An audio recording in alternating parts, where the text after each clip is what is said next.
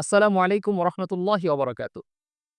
রাসূল সাল্লাল্লাহু আলাইহি ওয়াসাল্লাম বলেছেন, তোমাদের মধ্যে সর্বোত্তম দিনগুলোর একটি হচ্ছে জুমার দিন।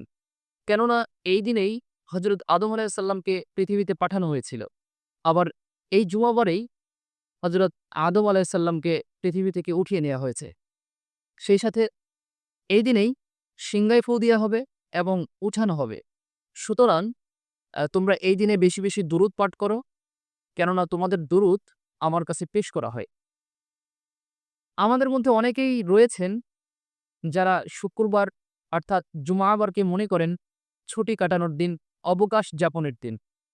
কিন্তু এই জুমাবার একটি বরকতপূর্ণ, গুরুত্বপূর্ণ দিন মুমিনের জন্য।